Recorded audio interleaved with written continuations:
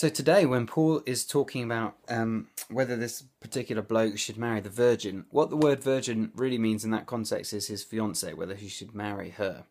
And he says it's probably better if he doesn't, but it's fine if he does. And that sounds very strange to us when we read that. Again, just as we've said the last few days, Paul is writing in the context of the fact that he thought the second coming was going to happen really, really quickly, as if it was going to happen in a couple of months. And so he's saying it's probably better if you don't get married, just because we just need to go for it and preach the gospel to everything that moves and go and live all out for Jesus. And getting married might limit you in doing that.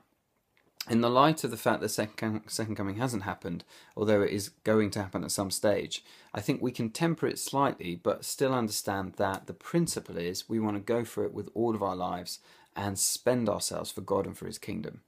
And this next bit about food sacrificed to idols, Paul's addressing a problem the Corinthians seem to have had, which is in that culture, they would regularly get invited round to meals, and the meals were kind of religious sort of ceremonies as well as meals, and they would have this big feast, and the food had been sacrificed to gods.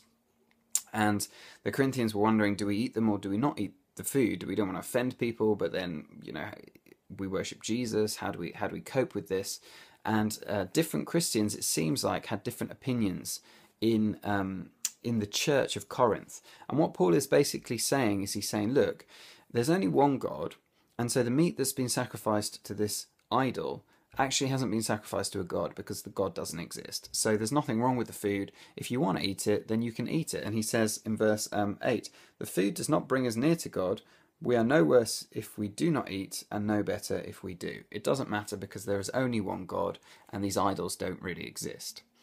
But then he says the real issue is whether, if you believe that, the temptation could be to grow arrogant and to be dismissive of those who think that these other idols, there's something weird happening when you sacrifice meat to them.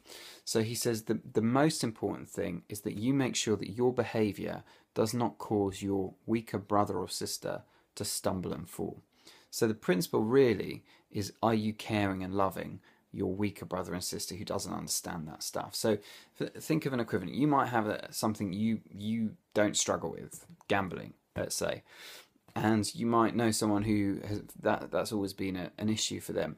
It would be, where we'd be going wrong is if we were to just gamble in front of them and invite them out to play poker, when we know that's an area of weakness for them.